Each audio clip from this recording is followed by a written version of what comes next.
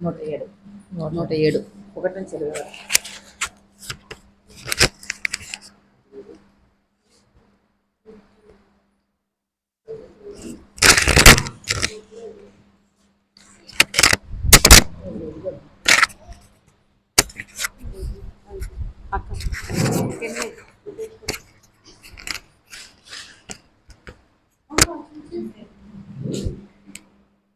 ఉత్తర ప్రత్యుత్తరములుగా కీర్తనలు 107 1 నుంచి 20 వరకు వచనం విడిచి వచనము. యెహోవా దయాళుడు, ఆయనకు కృతజ్ఞత స్తుతులు చెల్లించుడి, ఆయన కృప నిత్యముండును.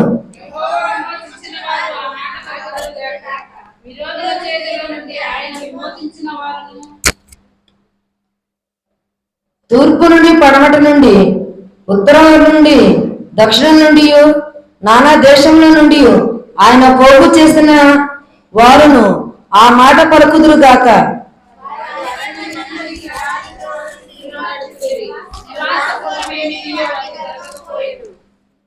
వారు అరణ్యమందరి ఎడారి త్రోవను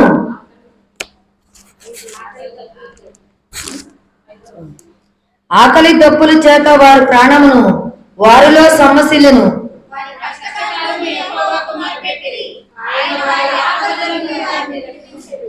వారెరొక నివాసపురము చేరినట్లు చక్కని త్రోవను ఆయన వారిని నడిపించును.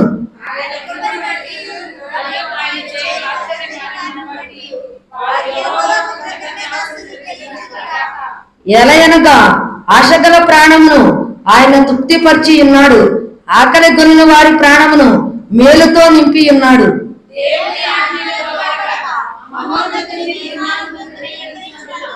బాధ చేతను ఇనుప కట్ల చేతను బంధింపబడిన వారై చీకటిలోను మరణాంధకారములోను నివాసం చేయు వారి హృదయమును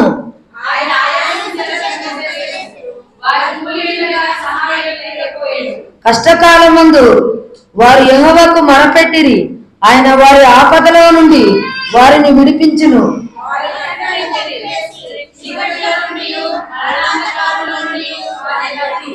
ఆయన కృపను బట్టి నరులకు ఆయన చేయు ఆశ్చర్య కార్యములను బట్టి వారు యెహోవాకు కృతజ్ఞత స్తుతులు చెల్లించుదురు గాక.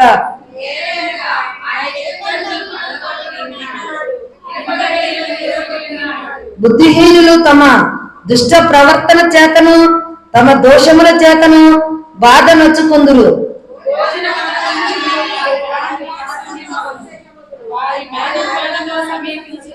కష్టకాలమందు వారు యెహోవాకు మొరపెట్టిరి, ఆయన వారి ఆపదలో నుండి వారిని విడిపించును.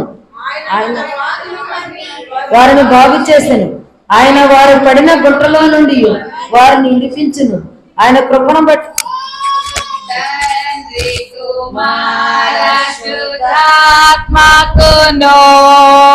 తగు స్తుతి మహిమలు కల్గుగాక. ఆదినిప్పుడు నైనట్లు యుగములు నానుగాక. కుమార శుద్ధాత్మకును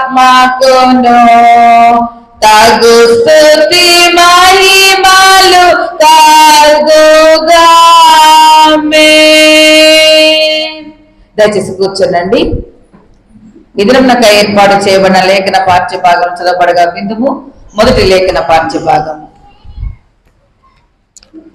ఈ దినముగా ఏర్పాటు చేయబడిన పరిశుద్ధ గ్రంథం నుండి మొదటి పాఠముగా యోనా 4వ అధ్యాయం మొదటి నుంచి చివరి వచనం వరకు చదువుకుందాం. యోనా గ్రంథము 4వ అధ్యాయం మొదటి నుంచి చదువుకుందాం.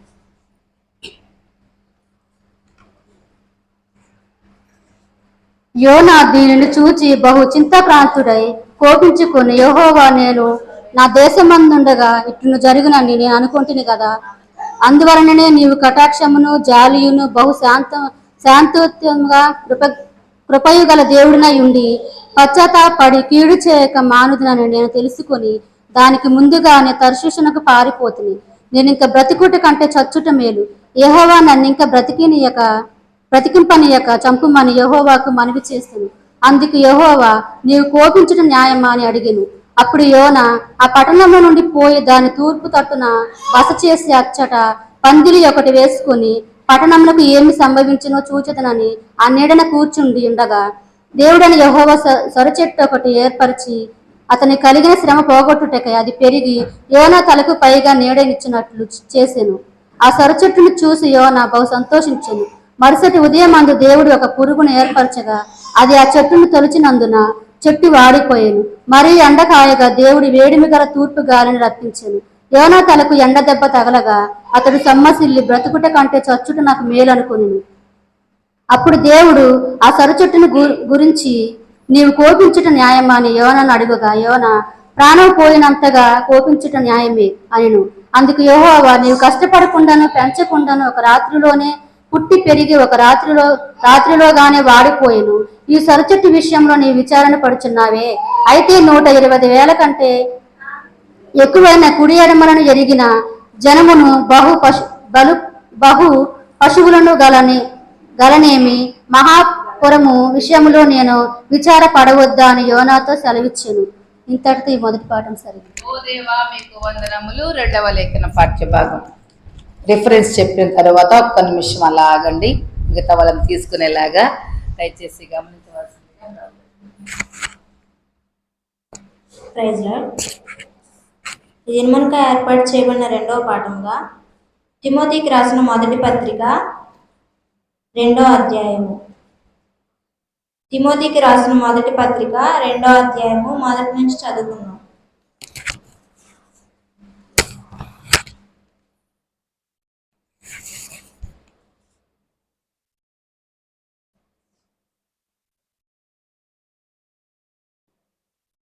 మనము సంపూర్ణ భక్తియు మాన్యతయు కలిగి నెమ్మదిగాను సుఖముగాను బ్రతుకు నిమిత్తము అన్నిటికంటే ముఖ్యముగా మనుషులందరి కొరకును రాజుల కొరకును అధికారులందరి కొరకును విజ్ఞాపనములను ప్రార్థనలను యాచనలను కృతజ్ఞత స్తుతులను చేయవలనని హెచ్చరించుచున్నాను.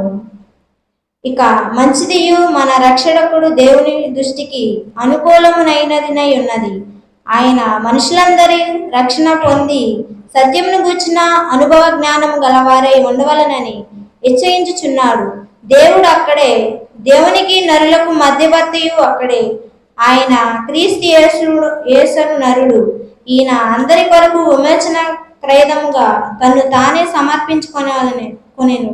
దీనిని గూర్చిన సాక్ష్యము యుక్త కాలమందు ఇయ్యబడెను. ఈ సాక్ష్యమిచ్చుటకై నేను ప్రకటించు వాడను గాను అపోస్తలులను గాను విశ్వాస సత్యము విషయంలో అన్యజనులకు బోధకుడు గాను నియమించబడితిని. నేను సత్యమే చెప్పుచున్నాను, అబద్ధం ఆడటలేదు. ఈ వాక్యం దేవుడు దీవించుగాక.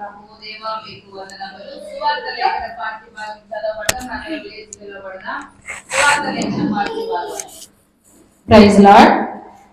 ఈ దినముగా ఏర్పాటు చేయబడిన 3వ పాఠం సువార్త పాఠముగా పరిశుద్ధుడైన మార్కు సువార్త 2వ అధ్యాయము 13 నుంచి 17 వరకు. మార్కు సువార్త 2వ అధ్యాయము 13 నుంచి 17 వరకు. Page number 32. ఆయన సముద్ర తీరమున మరల నడిచిపోవచుండెను. జనులందరూ ఆయన యొద్దకు రాగా ఆయన వారికి బోధించెను. ఆయన మార్గమున వెళ్ళుచు సుంకపు మెట్టు వద్ద కూర్చున్న అల్ఫాయి కుమారుడగు లేవీను చూచి నన్ను వెంబడింపుమని అతనితో చెప్పగా అతడు లేచి ఆయనను వెంబడించెను. అతడు ఎంట ఆయన భోజనమునకు కూర్చుని ఉండగా సుంకరులను పాపులను అనేకులు యేసుతోనూ ఆయన శిష్యులతో కూర్చుండి ఉండిరి. ఇట్టి వారనేకులుండి వారు ఆయనను వెంబడించిన వారై ఉండిరి. పరిసయ్యుల్లోనున్న శాస్త్రులను ఆయన సుంకర్లతోనూ పాపులతోనూ భుజించుట చూచి ఆయన సుంకర్లతోనూ పాపులతోనూ కలిసి భోజనము చేయుచున్నావేమని ఆయన శిష్యులను అడుగగా యేసు ఆ మాట విని రోగులకే కాని ఆరోగ్యం గలవారికి వైద్యుడు ఎక్కడలేదు, నేను పాపులని పిలవనొచ్చుతుంది కానీ నీతిమంతులను పిలవలేదని వారితో చెప్పాను. ఈ వాక్యం ఎంతటిదే సార్. దయచేసి కూర్చోనండి. ప్రభు పేరిట మీ అందరికీ వందనాలు తెలియజేస్తూ ఫిబ్రవరి నెల 3వ ఆదివారం ఆరాధనకు మీ అందరినీ ప్రేమతో ఆహ్వానిస్తుంటున్నా. మరి ప్రత్యేకమైన పాట పాడుతూ దేవుని స్తుతించి తదుపరి వాక్య ధ్యానం కొరకే, సందేశం కొరకే సిద్ధపడదాం.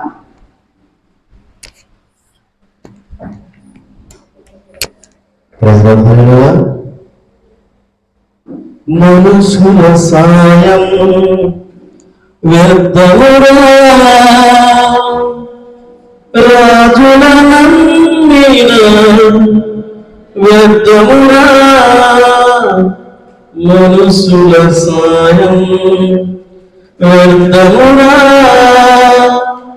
రాజుల నమ్మిన వ్యర్థమురా.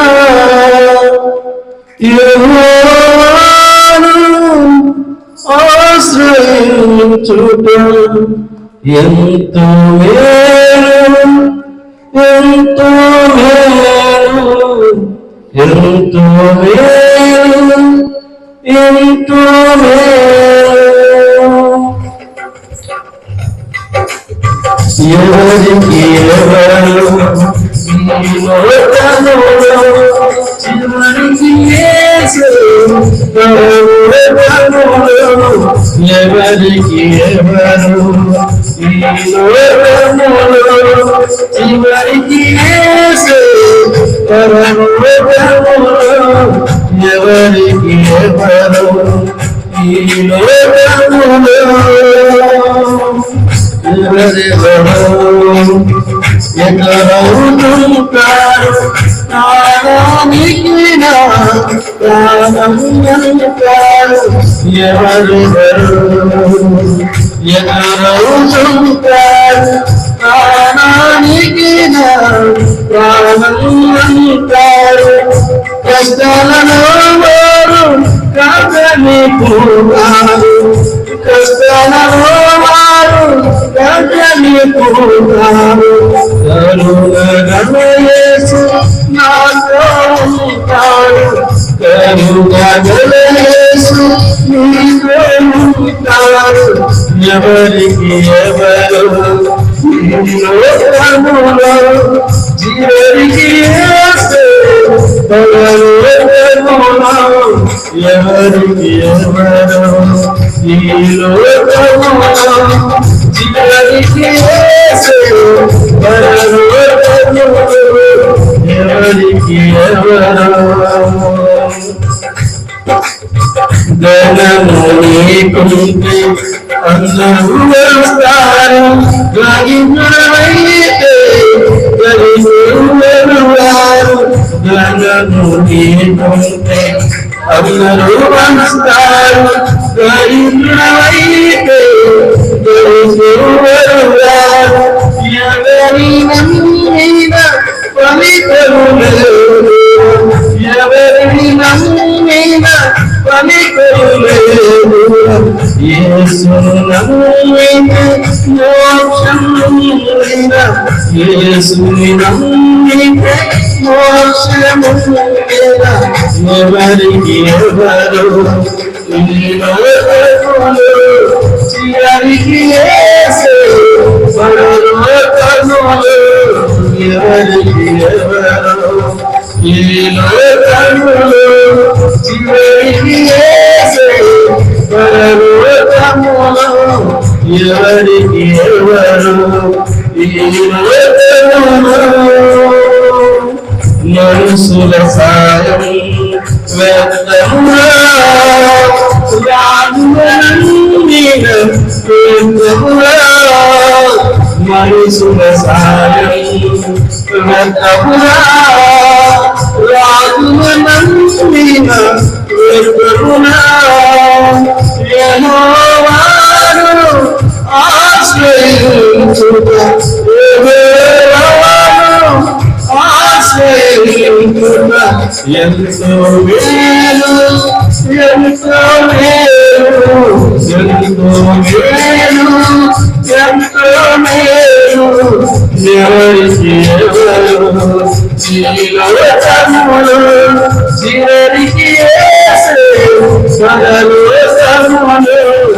ఎవరికి ఎవరు ఈ లోకములో చివరికి యేసే పరలోకములో ఎవరెవరు ఎదురవుతుంటారు ప్రాణానికి నా ప్రాణంటారు ఎవరెవరు ఎదురవుతుంటారు ప్రాణానికి నా ప్రాణంటారు కష్టాలలో వారు సాగనిపోతారు కష్టాలలో వారు సాగనిపోతారు కరుణ గల యేసు నాతో ఉంటాడు కరుణ గల యేసు నీతో ఉంటాడు ఎవరికి ఎవరు ఈ లోకములో చివరికి యేసు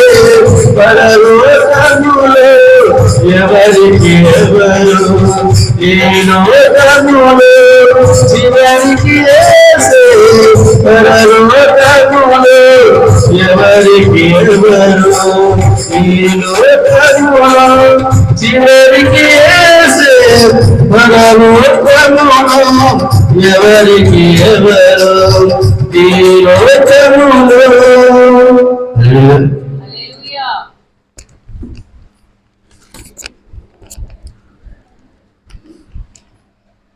దేవుని పరిశుద్ధ నామమునకు మహిమ కలుగును గాక. మరి ఒకసారి మీ అందరికీ వందనాలు తెలియజేస్తా ఉంటున్నాం. ప్రభునందు ప్రియమైన దేవుని సంఘమా, మన ప్రభును రక్షకుడైన యేసుక్రీస్తు నామమున అందరికీ వందనాలు తెలియజేస్తూ ఫిబ్రవరి నెల 3వ ఆదివారపు ఆరాధనకు మీ అందరినీ ప్రేమతో ఆహ్వానిస్తున్నాం. దయచేసి గమనించండి. మరి శుక్రవారం తెలియజేసి ఉంటారు అనుకుంటున్న దైవజనుడు బుధవారం నుంచి, మన ఎల్లుండి బుధవారం నుంచి లెంట్ డేస్ ప్రారంభం అవుతున్నాయి. పశ్చిమ బుధవారపు ఆరాధన, బుధవారం ఆరాధన జరుగుతూ ఉంది. సంఘం అంతటికి కూడా ఆరాధన అయిపోయాక చెప్పడం మర్చిపోతాను, నేను ముందే చెప్తున్నా, నాకు కొంచెం మతి మరిపు ఎక్కువ. దేవునికి మహిమ కలుగును గాక. దయచేసి గమనించండి. బుధవారము డే టైము పశ్చిమ బుధవారపు ఆరాధన ఉంది సంఘములో, మందిరములో. సంఘం అంతా కూడా మరి త్వరపడి సిద్ధపడి రావాల్సిందిగా ప్రభు పేట తెలియజేస్తున్నాం. ఎన్ని గంటలకు ఆరాధన పెట్టుకుందాం? ఎన్ని గంటలకు అమ్మా? ఎన్ని గంటలకు పెట్టుకుందాం ఆరాధన? 10 గంటలకు పెట్టుకుందామా? వస్తారా? అసలు ప్రార్థనకు వస్తారా? ఎవరికైనా ఆసక్తి ఉందా? అలవాటు ఉందా? పశ్చిమ బుధవారపు ఆరాధన అంటే మీ సమ్మతిని తెలియచేస్తే దాని ప్రకారం నేను సిద్ధపడి వస్తాను. లేదా వేరే ఎక్కడికన్నా వెళ్ళి వాక్య పరిచయం చేసి రండి అమ్మ అంటే అటు వెళ్తాను. అందుకని లాస్ట్ ఇయర్ ఎక్కువ రాలే. లాస్ట్ ఇయర్ అంత ప్రయాసపడి వస్తే ప్రార్థనకి రాలే. పశ్చిమ బుధవారం ఆరాధన అందరూ ప్రార్థనకి వెళ్ళిపోయారు, పనికి వెళ్ళిపోయారు. ప్రార్థనకి వెళ్ళిపోలేదు, సార్, పనికి వెళ్ళిపోయారు. అమ్మ మేము వస్తాము, మాకు అలవాటే పశ్చిమ బుధవారం ఆరాధన, మేము జరుపుకుంటాము, మీరు రండి అని అంటే నేను ఆరాధనకి వస్తాను అనే విషయాన్ని మీకు తెలియజేస్తా ఉంటున్నా. మరి ఒకసారి మీ అందరికీ వందనాలు తెలియజేస్తూ ఇక వాక్య ధ్యానంలోకి వెళ్దాం. సమయం 10 కావస్తా ఉంది, 10 గంటల 15 నిమిషాలు కావస్తా ఉంది. దయచేసి గమనించండి. ప్రభునందు ప్రియమైన వాళ్ళగా ఈ దినం మనకి ఇచ్చినటువంటి అంశము చర్చ్ ఆఫ్ సౌత్ ఇండియా, దక్షిణ ఇండియా సంఘం వారు మనకి ఇచ్చినటువంటి అంశాన్ని మనం జ్ఞాపకం చేసుకున్నట్లయితే, ఈస్టర్కు ముందు 7వ ఆదివారము మానవాళి విమోచించు క్రీస్తు దైవిక ప్రేమ అందరినీ హత్తుకొనుట, దైవిక ప్రేమ అందరినీ హత్తుకొనును అనేటువంటి అంశాన్ని మనము ధ్యానించబోతా ఉంటున్నాం. హత్తుకొనును అనే విషయాన్ని జ్ఞాపకం చేసుకుంటున్నాం. దీని అర్థం ఏమిటి అంటే, దయచేసి గమనించండి. యేసుక్రీస్తు ప్రభువారు ఈ లోకానికి రావడానికి గల కారణం ఏమిటి అంటే, మనందరినీ కూడా విమోచించటానికి. దేనికి? విమోచించటానికి. దేని నుండి విమోచించటము అంటే బానిసత్వము నుండి విమోచించటానికి. ఏంటి అయ్యా బానిసత్వము అంటే, పాపము బానిసత్వము నుండి ప్రజలందరినీ కూడా, మానవాళిని అని జ్ఞాపకం చేసుకుంటున్నాం. అక్కడ మనుషులందరినీ, మనుషులందరినీ కూడా విమోచించటానికి యేసుక్రీస్తు ప్రభువారు ఈ లోకానికి వచ్చారు. ఆ విమోచించేటువంటి ఆ యొక్క క్రమములో ఆయన ఏం చేశారు అంటే, ఆయన దైవిక ప్రేమ అందరినీ కూడా హత్తుకుంది. ఆయన దైవిక ప్రేమ అందరినీ హత్తుకుంది. ఇది మనము ధ్యానించేటువంటి అంశం. మీకు అర్థమైందా? మానవాళిని విమోచించు క్రీస్తు, దైవిక ప్రేమ అందరినీ హత్తుకొనుట. యేసుక్రీస్తు ప్రభువారు ఈ లోకానికి రావడానికి కారణం మనందరినీ విమోచించడానికి. దేని నుండి విమోచించడానికి? పాపం అనేటువంటి బానిసత్వం. ఆ పాపములో ఏమైనా దేవునికి దూరముగా ఉండేటి ఆ ఉద్దేశాలు ఏవైనా కూడా వాటి నుండి మనల్ని విమోచించడానికి, ప్రత్యేకముగా అందులో పాపము నుండి విమోచించడానికి యేసుక్రీస్తు ప్రభువారు ఈ లోకానికి వచ్చారు. ఆ విమోచించేటువంటి ఆ కార్యంలో, ఆ విమోచన కార్యంలో దేవుడు చేసిన పని ఏమిటి అంటే, ఆయనకు మన మీద ఉన్న ప్రేమను అందరినీ ఎడలా వెల్లడిపరిచారు. అందరినీ హత్తుకున్నారు ఆ ప్రేమను. ఎలా అంటే, ఆయన మన కొరకు ప్రాణం పెట్టారు. ఏం చేశారు? ప్రాణం పెట్టారు. ఆ ప్రాణం పెట్టే ఆ ప్రేమలో అందరూ కూడా అందరి కొరకు పెట్టారు. ఒక క్రైస్తవుల కొరకే పెట్టారా ప్రాణం అంటే? కాదు, అందరి కొరకు పెట్టారు అనేటువంటి విషయాన్ని మనము జ్ఞాపకం చేసుకోవాలి. ఈ దినము దేవుని ఆరాధించడానికి, దేవుణ్ణి వాక్యం ధ్యానించడానికి ఆశతో వచ్చిన మనందరము కూడా జ్ఞాపకం చేసుకోవాల్సింది ఏమిటి అంటే, కేవలం ఒక్కరి కోసము దేవుడు ఈ లోకానికి రాలేదు. అందరి విమోచనము కొరకు, అందరిని విడిపించుట కొరకు ఆయన ఈ లోకానికి వచ్చారు. అందరి ఎడల తన ప్రేమను వ్యక్తం చేశారు. ప్రభునందు ప్రియమైన వారలారా, అయితే ఈ రోజుల్లో దయచేసి గమనించండి, జరిగినటువంటి సంఘటన ఏమిటి అంటే, ఒకప్పుడు అనేక మంది క్రైస్తవులుగా మారడానికి, ఒకప్పుడు పాతకాలంలో అందరూ క్రైస్తవులుగా మారడానికి కారణం ఏమిటయ్యా అంటే, దేవుని ప్రేమ, శాంతి, సమాధానము కారణమైతే, ఈ రోజుల్లో అనేక మంది ఉన్మాదులుగా మారడానికి కారణం ఏంటయ్యా అంటే, ఉన్మాదులుగా మారడానికి కారణం ఏమిటి అంటే, అసూయ, ద్వేషం, కపటం ఇవన్నీ కూడా ఉపయోగపడతా ఉన్నాయి. వీటన్నిటి ద్వారా మానవుడు ఏం చేస్తున్నారు అంటే, దేవుని ప్రేమకు దూరం అవుతున్నారు. దేవుడు మన విమోచించడానికి వచ్చాడు, అందరినీ ప్రేమించే రీతిగా నన్ను కూడా ప్రేమిస్తున్నారు అని మర్చిపోయి మానవుడు ఏం చేస్తున్నాడు అంటే, అసూయ ద్వారా, ద్వేషము ద్వారా ఏం చేస్తున్నాడంటే దేవునికి దూరం అయిపోతుంటున్నారు. మనము ధ్యానించేటువంటి ఈ అంశములో దయచేసి గమనించండి, దేవుడు మన పరిస్థితిని ఎరిగినటువంటి దేవుడు, మన స్థితిని ఎరిగినటువంటి దేవుడు, మన యొక్క గతులు ఎరిగినటువంటి దేవుడు. ఆ ఎరిగిన దేవుడు ఏమి చేయడానికి వచ్చాడు అంటే, పక్షపాతము లేకుండా అందరినీ ప్రేమించడానికి వచ్చాడు ఆయన. దేవునికి మహిమ కలుగునుగాక. సర్వ మానవాళి కళ్యాణార్థమై, విమోచనార్థమై, విమోచన కార్యము చేయడానికి ఆయన వచ్చారు. ప్రభునందు ప్రేమ మనం గమనించాలి. అయితే మనకిచ్చినటువంటి అంశములో, మనకిచ్చినటువంటి లేఖన పాఠ్య భాగములో ఎవరిని దేవుడు ప్రేమించాడు, ఎవరిని విమోచించాడు, వారి ద్వారా మనకేమి కలుగుతుంది అనేటువంటి విషయాలు మనము జ్ఞాపకం చేసుకొని వాక్యాన్ని ధ్యానిస్తే, మనం మొదటిగా చదువుకున్నటువంటి ఉత్తర పత్రిక లేఖన పాఠ్య భాగానికి వెళ్దాం. ఉత్తర పత్రిక లేఖన పాఠ్య భాగంలో ప్రభునందు ప్రియమైన వారు దయచేసి గమనించండి. ఈ లేఖన పాఠ్య భాగంలో ఎవరి గురించి రాయబడింది అంటే, దేవుని వాక్యము మనము జ్ఞాపకం చేసుకోవాల్సింది ఇశ్రాయేలు ప్రజల యొక్క కానాను ప్రయాణం. మనము జ్ఞాపకం చేసినట్టయితే అరణ్య ప్రయాణం. ఏ ప్రయాణము? అరణ్య ప్రయాణం.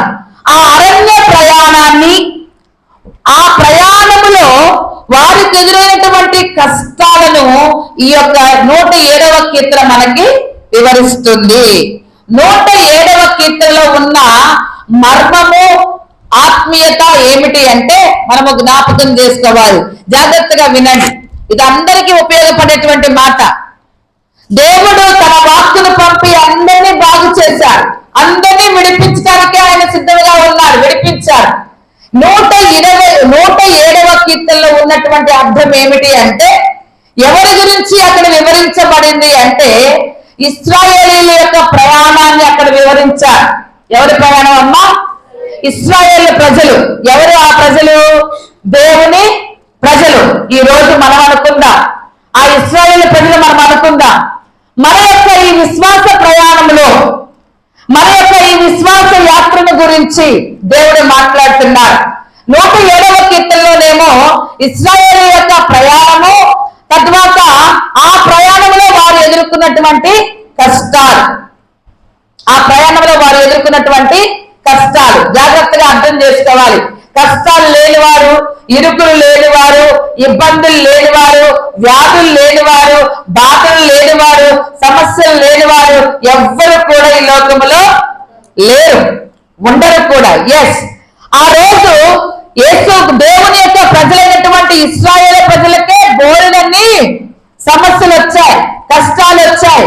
వారందరినీ కూడా విమోచించడానికి దేవుడు ఈ లోకంలోకి వచ్చి అన్నాడు. ఏమన్నాడు అంటే, ఐగుప్తులో వచ్చినటువంటి ఏ కష్టము, ఏ వ్యాధి, ఏ బాధ కూడా మీకు రానివ్వను అని చెప్పారు. ఎప్పుడు చెప్పారు?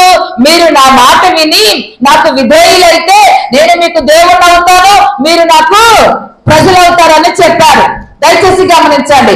ఈ 107వ కీర్తనలో ప్రభునందు ప్రియమైన వారిని మనం జ్ఞాపకం చేసుకోవాల్సింది ఏమిటి అంటే, వారి యొక్క కష్టం, మొదటిగా వారి ప్రయాణం చెప్తా ఉంటున్నారు.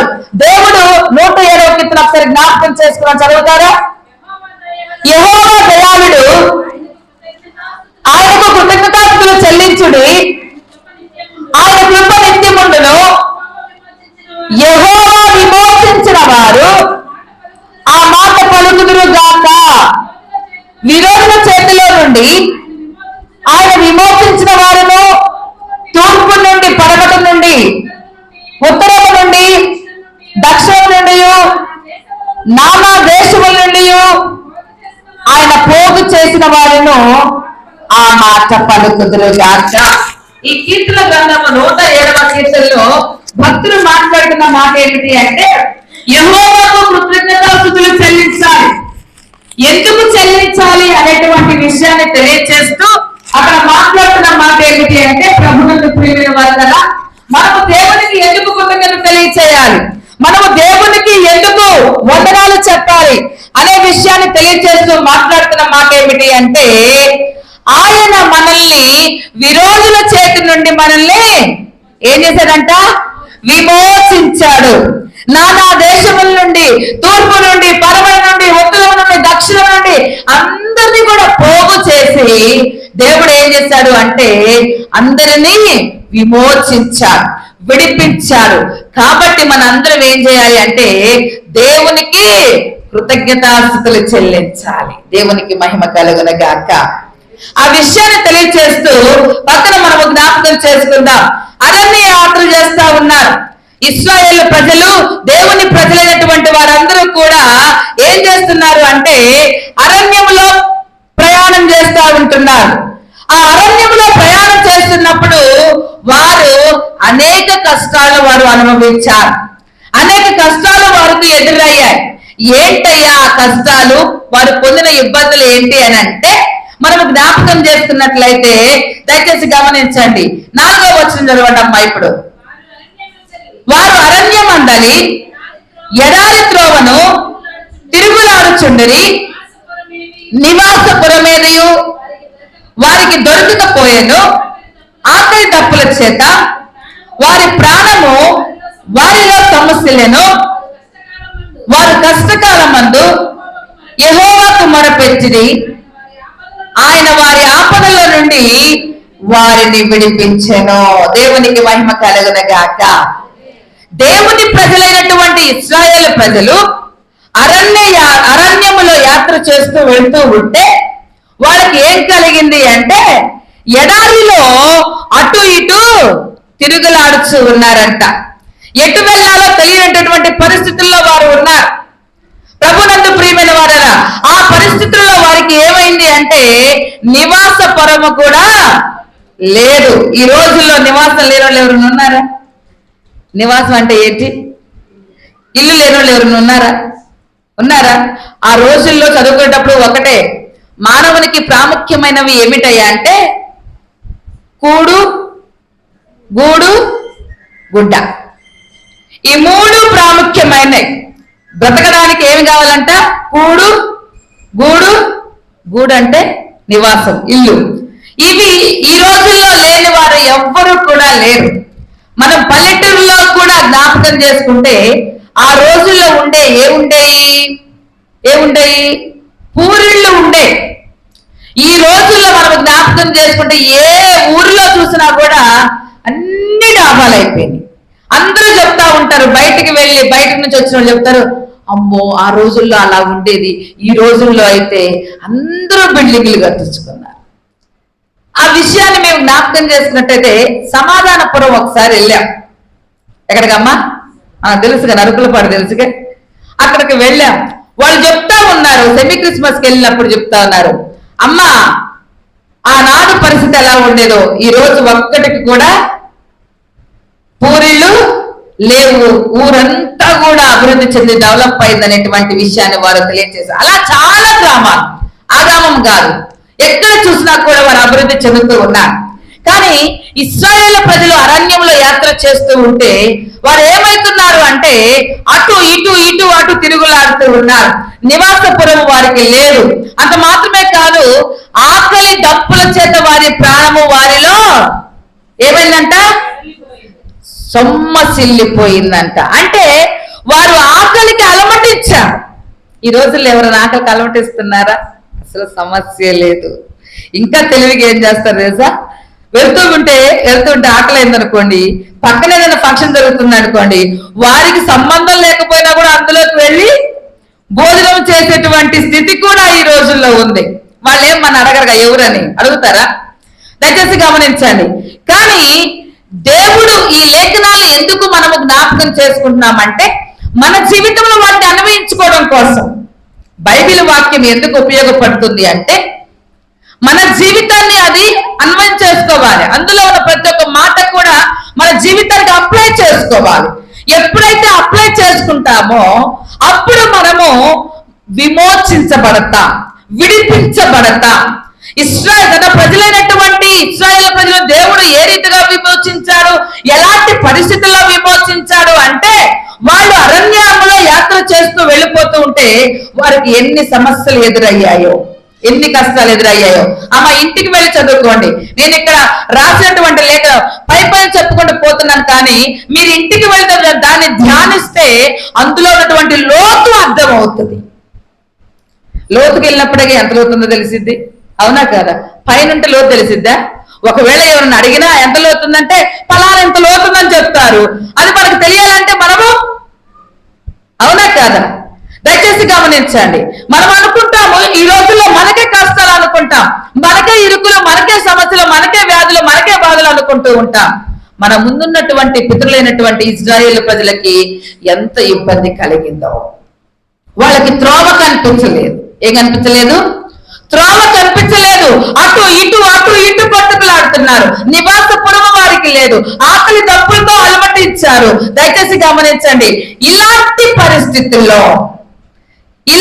పరిస్థితుల్లో వారు ఏం చేశారు అంటే కష్టకాలమందు యెహోవాకు మొరపెట్టిరి.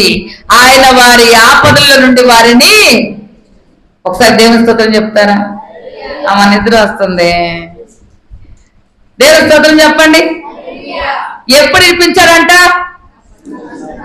కష్టకాలంలో ఏం చేశారు వాళ్ళు? ఎవరికి మొరపెట్టారు?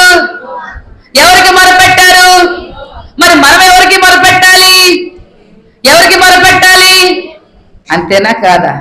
ప్రభునందు ప్రియమైన వాళ్ళరా, మనము దాన్ని అన్వయించుకుంటే ఇశ్రాయేలు ప్రజలు కష్టంలో ఉన్నప్పుడు, నివాసపురము లేకపోయినప్పుడు, ఆకలి దప్పులతో అలమటించినప్పుడు వారు ఏం చేశారు అంటే వారి కష్ట సమయంలో యెహోవాకు మొరపెట్టారు.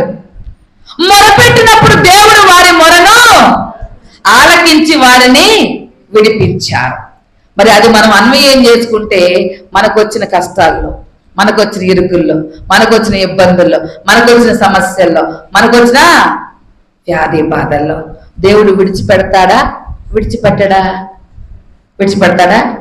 దయచేసి గమనించండి. దేవుడు తన ప్రేమను అందరికీ ఆయన ప్రేమ ఏమైంది అంటే ఆయన ప్రేమ ద్వారా హత్తుకున్నాడు, హక్ చేసుకున్నాడు, గట్టిగా దేవుడు కౌగిలించుకున్నాడు. వారు అందరూ సంతోషంగా ఉంటే కాదు, వారు కష్టాల్లో ఉంటే, ఇరుకుల్లో ఉంటే, ఇబ్బందుల్లో ఉంటే, వ్యాధుల్లో ఉంటే, బాధల్లో ఉంటే దేవుడు తన ప్రేమ చేత వారిని హత్తుకున్నాడు. ప్రియ దేవుని సంఘం, మా దేవుని బిడ్డలారా, మనము దాన్ని ఎలా అన్వయించుకోవాలి అంటే ఈ లోక యాత్రలో, ఈ విశ్వాస యాత్రలో మనకెదురైనటువంటి సమస్యల బట్టి, మనకెదురైనటువంటి ఇబ్బందుల బట్టి, వ్యాధి బాధలు ఇరుకుల బట్టి దయచేసి గమనించండి, ఆయన ప్రేమ మనకు తోడుగా ఉంటుందని మనం మరచి పోకూడదు. అందుకనే భక్తుడు రాసిన పాటలో, నేనంటే నీకెందుకో ఈ ప్రేమ, నన్ను మరచిపోవెందుకు, నా ఊసే నీకెందుకో యేసయ్యా, నన్ను విడిచిపోవెందుకు, కష్టాలలో నష్టాలలో వ్యాధులలో బాధలలో కన్నీళ్ళలో కడగట్లలో వేదనలో శోధనలో నా ప్రాణమైన ప్రాణమా, నా ప్రాణమా, ప్రాణమా, నా ప్రాణమా. హల్లెలూయా. ఆయన ఎందులో అంట? కష్టాలలో, కడగండలలో, వ్యాధులలో, బాధల్లో, శోధనలో, వేదనలో ఆయన ప్రేమ ద్వారా మనందరినీ కూడా హత్తుకున్నాడు. దేవునికి మహిమ కలుగును గాక. అమ్మా, మీరు అర్థం చేసుకోవాల్సింది ఏమిటి అంటే, నాకెవ్వరూ దిక్కు లేరు, ఈ లోకంలో నాకు సహాయం చేసేవారు ఎవ్వరూ లేరు, ఇదిగో నేను ఈ ఇబ్బంది పడుతున్నాను, నన్ను ఆదుకునే వారు ఎవ్వరూ లేరు, నా వైపు చూసేవారు ఎవ్వరూ లేరు అని అనుకుంటున్నటువంటి ప్రియులారా, దేవుని బిడ్డలారా, దేవుడు మనతో మాట్లాడుతున్న మాట ఏమిటంటే, నీవు కష్టకాలం మందు యెహోవాకు మొరపెడితే అడగనదే అమ్మాయినా, అవునా కాదా? మనం ఇప్పుడు ఏం చేయాలంట? కష్టకాలం మందు దేవునికి మొరపెట్టుకోవాలంట. మొరపెడితే ఆయన ఏం చేస్తాడు అంటే తన వాక్కును పంపి, హల్లెలూయా, ఏం పంపి? వాక్కును పంపి. వాక్కు అంటే మాట, వాక్కు అంటే మాట. ఆ మాటను పంపి దేవుడు ఏం చేస్తాడు అంటే మనల్ని కరుణిస్తాడు. దేవునికి మహిమ కలుగును గాక. హల్లెలూయా. వాక్యం అర్థమవుతుందమ్మా? అమ్మా, కష్టాలు వచ్చినప్పుడు, ఇరుకులు వచ్చినట్టు, ఇబ్బందులు వచ్చినప్పుడు మనుషుల వైపు మనుషులు ఏం చేస్తారంటే, మరి సహోదరుడు మంచి పాట, అందరికి వచ్చిన పాటే, ఏం చేస్తారు? ధనం ఉంటే దగ్గరకు వస్తారు, దరిద్రం అయితే దరికెవ్వరు కూడా రారు. దయచేసి గమనించండి, నీ దగ్గర ఉన్నంతసేపు ఎలా ఉంటారంటే బెల్లము దగ్గర ఈగలు ముసురుకున్నట్టు అలా ఉంటూ ఉంటారు. నీకు సమస్య వచ్చినప్పుడు ఎవ్వరు కూడా నిన్ను పట్టించుకోరు. ఇజ్రాయేలు ప్రజల్ని దేవుడు ఏం చేశాడు అంటే తన వాక్కును పంపి వారిని విడిపించాడు. దేవునికి మహిమ కలుగును గాక. వారి కష్ట సమయంలో, వారి ఎలాంటి సమయంలో అంట? ఆకలి దప్పులలో. ఏ దప్పుల్లో? ఆకలి దప్పులలో. అందుకని మనం ఏం చేయాలి అంటే మనుషుల కరుణకు చూడవద్దు. మనుషులు కరుణిస్తారా? అసలు కరుణిస్తారా? అస్సలు కరుణించరు. మనల్ని కరుణించవలసింది ఏమిటి అంటే దేవుడు అంటున్నాడు, నువ్వు నన్ను ప్రేమిస్తే 1000 తరముల వరకు నేను నిన్ను కరుణించవాడనై ఉన్నాను. దేవునికి మహిమ కలుగును గాక. హల్లెలూయా. అందుకని మనం పాడుకుంటూ ఉంటాం, నీవు కరుణించగా కాదను వాడెవడు, శక్తితో నింపగా ఓడించు వాడెవడు, నీవు కరుణించగా కాదను వాడెవడు, శక్తితో నింపగా ఓడించు వాడెవడు, సాయము నీదేనయ్యా సహాయకుడా, నీలో నాగెదను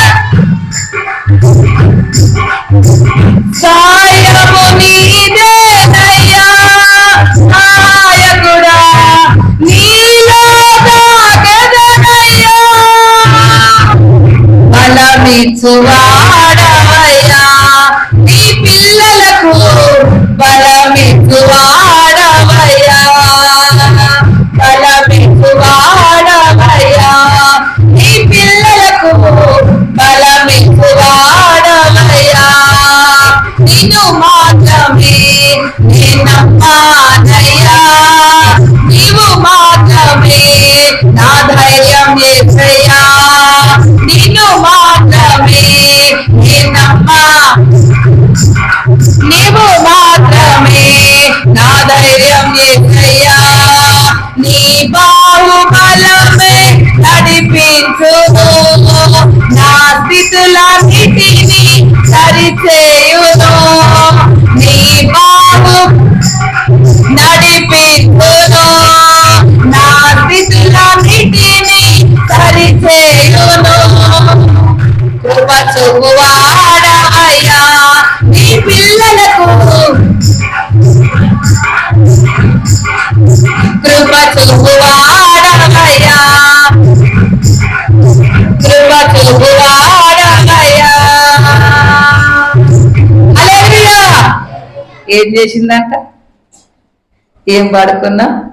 ఆయన కరుణిస్తే అడ్డుపడువాడు, ఆయన శక్తితో నింపితే కాదనవాడు. దేవునికి మహిమ కలుగును గాక. సహాయము చేసేది సహాయకుడు నేనే మీకు సహాయము చేస్తా. ఏం పట్టుకోనంట? కుడి చేయి. యెషయా గ్రంథం 43వ అధ్యాయం 13వ వచనంలో ఉంది ఈ మాట. నేనే దేవుడిని మీరు భయపడొద్దు, మీ కుడి చేయి పట్టుకొని మీకు సహాయం చేస్తానని దేవుని వాక్యం మాట్లాడుతుంది. దేవునికి మహిమ కలుగును గాక.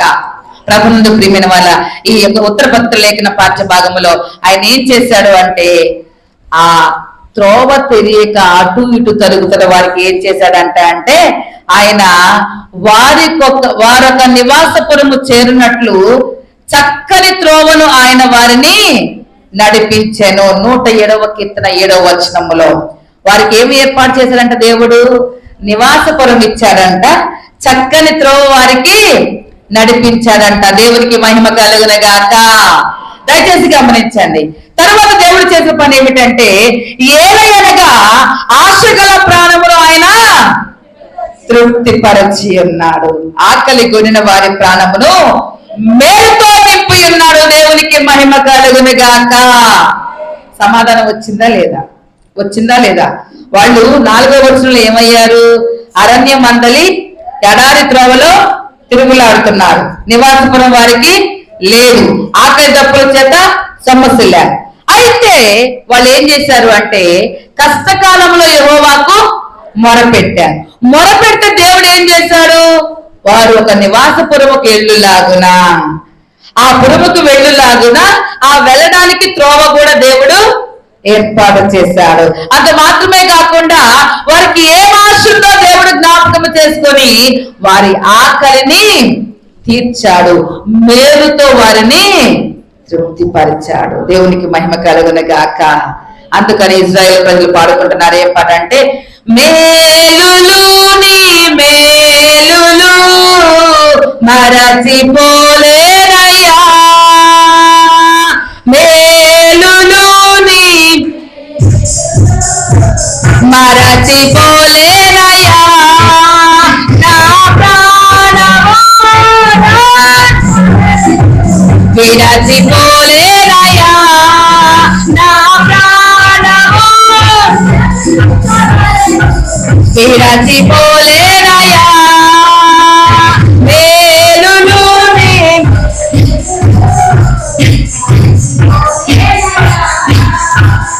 మేలులు నీ మేలులు మరచిపోలేనయ్యా.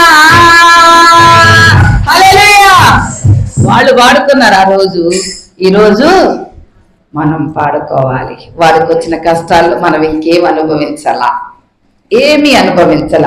కానీ మనకు వచ్చిన సమస్యలు కూడా మనం ఏమవుతున్నామంటే తట్టుకోలేకపోతున్నాం. దేవుడు అభయమిస్తుంది ఏమిటంటే, దేవుడు ధైర్యంతో నింపుతుంది ఏమిటి అంటే, మనం పాడుకున్నాం, అయ్యా నిన్ను మాత్రమే నేను నమ్మానయ్యా, నా ధైర్యము నువ్వేనయ్యా, నీ బాహు బలము నన్ను ఏం చేస్తుందంట?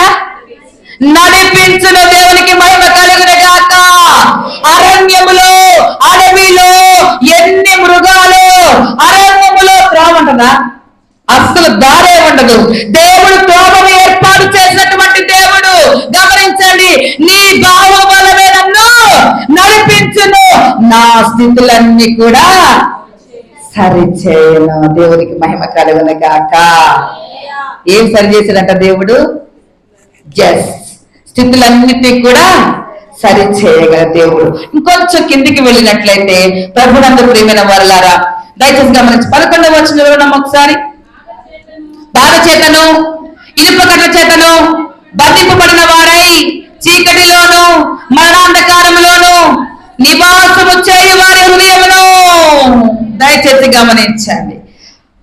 పైన 10వ వచనములో దేవుని ఆజ్ఞలకు లోబడక మహోన్నతుని తీర్మానం తృణీకరించినందున.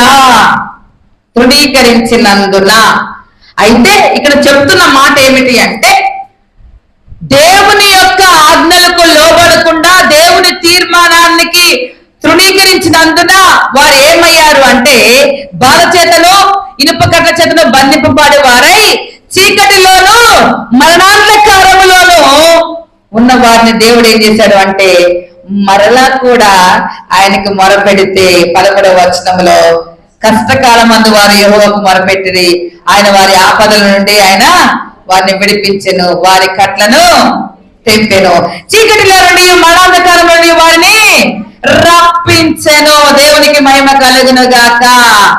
చీకటిలో ఉన్నాను నేను పోలేదయ్యా, దుఃఖములో ఉన్నాను మంచి స్నేహితుడయ్యావయ్యా, చీకటిలో ఉన్నాను నన్ను మరచిపోలేదయ్యా, దుఃఖములో స్నేహితుడయ్యావయ్యా, మేరీ పావురము మరచయ్యా యేసయ్యా,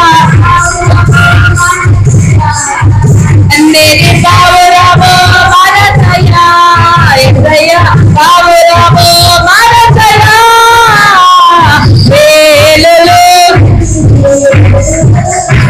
మరచిపోలేనయ్యా, వేలులు నీ వేలులు. హల్లెలూయా. దయచేసి గమనించండి, అన్ని సమస్యలు కూడా అక్కడ వివరించబడ్డాయి లేవా? అన్ని బాధలు కూడా వివరించబడ్డాయి. ఆ బాధలు వచ్చినప్పుడు వారు ఏం చేశారు అంటే, యెహోవాకు మొరపెట్టారు. మొరపెట్టినప్పుడు ఆయన వారి మొరను విని వారిని విడిపించాడు. తన వాక్కును పంపి అంటాడు కింద 20వ వచనములో. ఒకసారి చదువుకొని మనం ఈ లేఖ నుంచి సెలవు తీసుకుందాం. 20వ వచనం, ఆయన తన వాక్కును పంపి వారిని బాగు చేసెను, ఆయన వారు పడిన గుంటలో నుండి వారిని విడిపించెను. దేవునికి మహిమ కలుగును గాక. హల్లెలూయా. దయచేసి గమనించండి, దేవుడు ఏం చేశాడు అంటే, వారు పడిన గుంటలో నుండి విడిపించాడు. గుంటలో పడిన గుంటలోనే ఉన్నారా? గుంటలో ఎవరు పడేశారు చెప్పండి? యోసేపుని ఏం చేశారు? అక్కడే ఉన్నాడు ఆయన? లేదు, పైకి తీసుకెళ్ళిన తర్వాత పైకి వచ్చిన తర్వాత యోసేపు స్థితి ఏంటి? ఏమయ్యాడు? ప్రధాన మంత్రి అయ్యాడు. దేవునికి మహిమ కలుగును గాక. దయచేసి గమనించండి, ఎందుకు మధ్య మధ్యలో పాట పాడుతున్నారంటే, ఎవరైనా నిద్రపోతున్నారేమో, కొంచెం పాట పాడి చప్పట్లు కొడతారేమో, మెలకు కలిగి ఉంటారు. కానీ మన సంఘం వాళ్ళు చాలా మంచి వాళ్ళుగా ఎవరు నిద్ర పోరు. దేవునికి మహిమ కలుగును గాక. ఇట్లా పాట పాడాలి, ఇట్లా ఆరాధన చేయాలని ముచ్చిన పిల్లలు ఎదురు చూస్తా ఉంటారు. మధ్య మధ్యలో పాట పాడాలి, మమ్మల్ని లేపాలి అంటే, మేము నిద్రపోతాం అయ్యా, మమ్మల్ని లేపండి అయ్యా, పాటలు పాడండి అయ్యా అంటూ ఉంటారు. ప్రభునందు ప్రియములు గమనించాలి, ఈ లేఖనములో దేవుడు మనకిచ్చినటువంటి ధైర్యం, మనకిస్తున్న అభయం ఏమిటి అంటే, కష్టకాలంలో యెహోవాకు మొరపెట్ట మనం నేర్చుకోవాలి. దేవునికి మహిమ కలుగును గాక.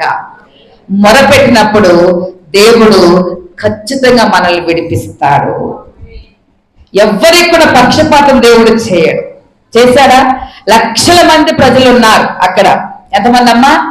లక్షల మంది ప్రజలు ఉన్నారు. అందరి మీద కూడా దేవుడు చేసింది ఏమిటంటే తన ప్రేమను వెల్లడిపరిచి ఆ ప్రేమతో అందరిని హత్తుకున్నాడు. దేవునికి మహిమ కలుగును గాక. మన అంశం ఇదే ఈరోజు. మన అంశం ఇదే, ఆయన ప్రేమతో హత్తుకొనుట, దైవిక ప్రేమతో అందరినీ హత్తుకొనుట. ఎవరినమ్మా? కొందరినే, ఇద్దరినే, ముగ్గురినే, అందరినీ హత్తుకొనుట. దేవుడి స్తోత్రం చెప్తామా? హల్లెలూయా. జ్ఞాపకం చేసుకుందాం. మొదటి లేఖన పాఠ్య భాగానికి త్వరగానే ముగిస్తాను. దయచేసి గమనించండి ప్రభునందు ప్రియమైన వాళ్ళ. మొదటి లేఖన పాఠ్య భాగం వచ్చేసరికి యోనా గ్రంథంలో దేవుని వాక్యాన్ని జ్ఞాపకం చేసుకున్నా. అదే యోనా గ్రంథం చదివే గుర్తొచ్చింది. యోనా గ్రంథం చదివేసరికి అసలు యాక్చువల్గా ఏంటంటే కీర్తన గారికి వాక్యం ఇచ్చా, బాబు నిద్రపోతుందని సహోదరికి వాక్యం ఇచ్చింది. సడన్ గా వెళ్ళిపోయి వాక్యం చదువుతా ఉంటే జరిగింది ఏంటంటే,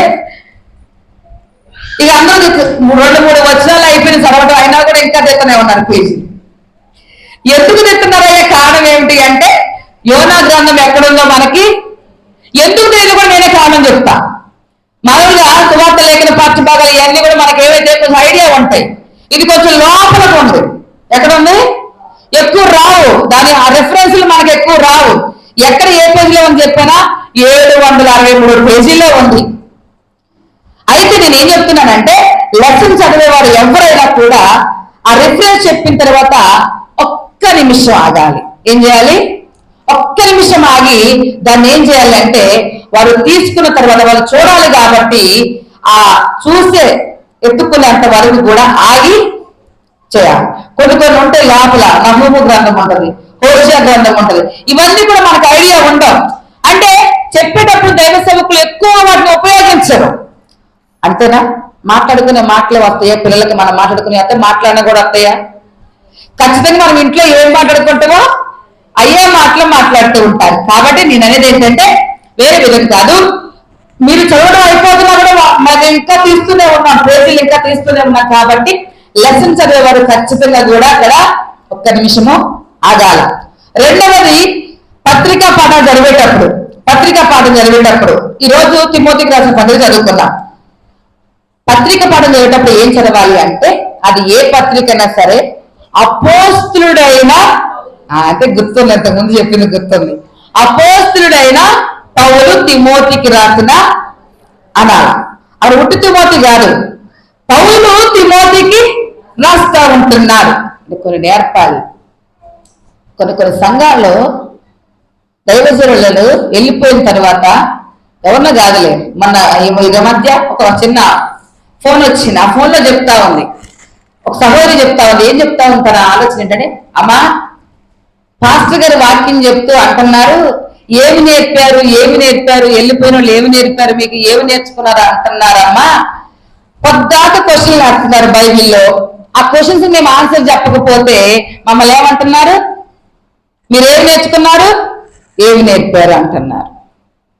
అంటారా? అనరా?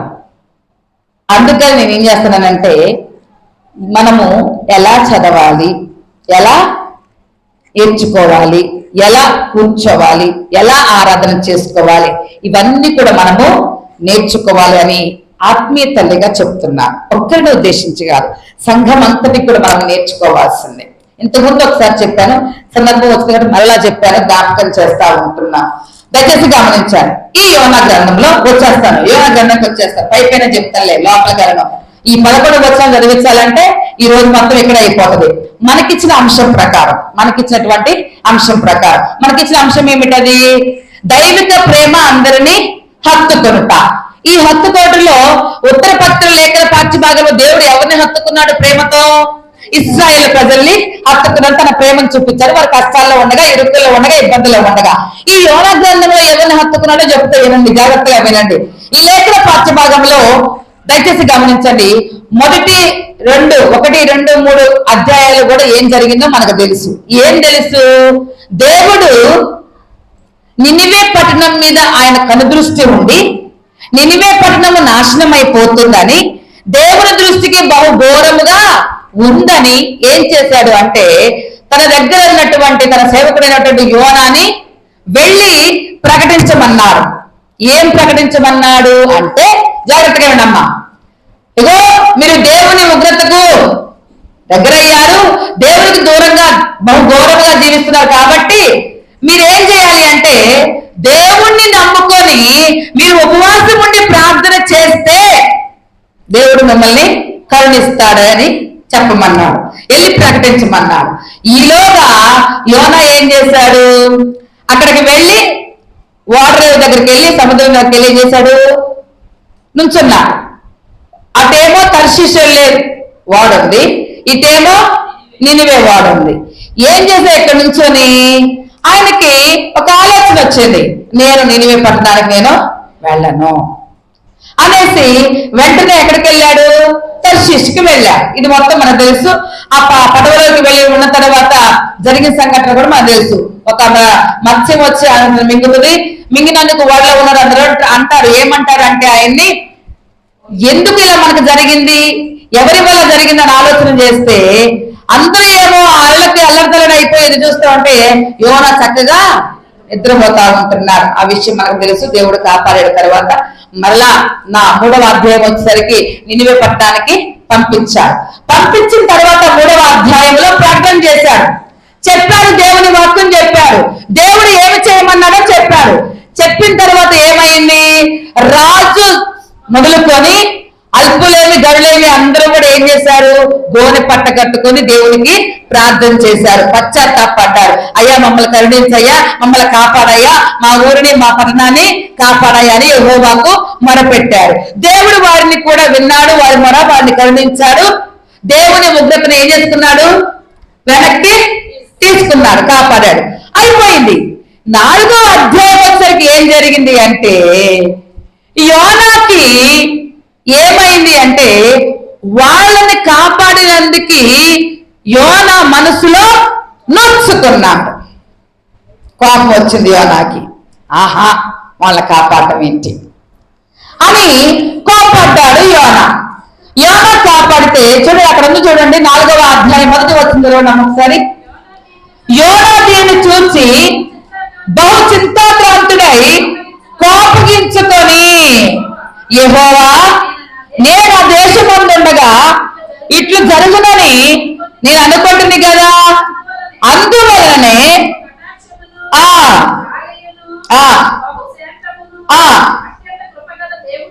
ఉండి పశ్చాత్తాపడి కీడు చేయక మానుదువని నేను తెలుసుకొని దానికి ముందుగానే తార్షీషుకు పారి. అబ్బా ఈయన చూడండి ఏం మాట్లాడుతున్నాడు. దేని చూసంటే కోపం వచ్చిందంటే యోనాకి, పైన 10వ వచనంలో ఈ నినివే వారు తమ చెడు నడకలు మానుకొనగా వారు చేయుచున్న క్రియలను దేవుడు చూసి పశ్చాత్తాపుడై వారికి చేయుదునను తాను మాట ఇచ్చిన కీడు, దేవుడు చేయవలసిన కీడు చేయక మానితే యోనాకి ఏమైంది, మనకు అర్థమయ్యే భాషలో చెప్పుకుందాం. పక్క వాళ్ళకి మేలు కలిగితే మనం ఏమనుకుంటాం చెప్పనా, అబ్బా అసలు వాళ్ళు దేవుని దగ్గరకే రారు, దేవునికితోనే ఉండరు, ఒక పాట పాడరు, ఒక చేయరు, ఒక వాక్యం చదవరు, ఎప్పుడు ఇది అసలు మందిరానికే రారు, అయినా కూడా దేవుడు వాళ్ళు ఇలా చేస్తాండి ఏంటి, ఇంత అభివృద్ధి కలుగుతుంది ఏంటి అని మనకేమొస్తుంది. అట్లనే యోనాకు వచ్చిందంట. కష్టపడి వెళ్ళాడు, ప్రకటన చేశాడు, దేవుడు కీడు తప్పించాడు, ఇవన్నీ దేవుడి చిత్తంలో జరిగితే ఈయనకి ఏమైందంట, కోపం వచ్చిందంట.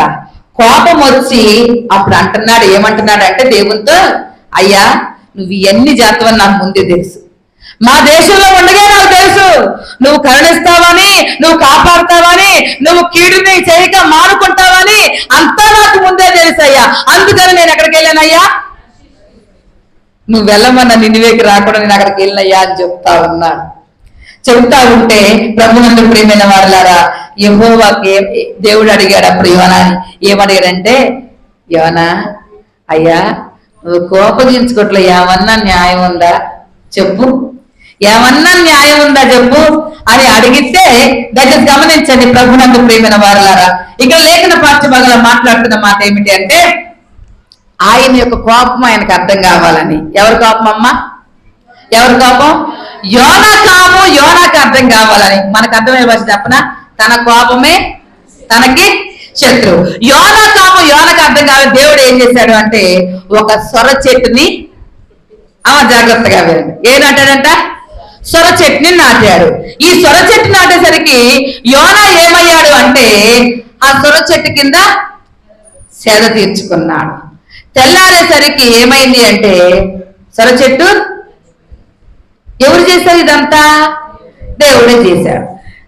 ఇక సొర చెట్టు ఎండిపోయేసరికి యోనాకు మళ్ళీ ఏమైంది?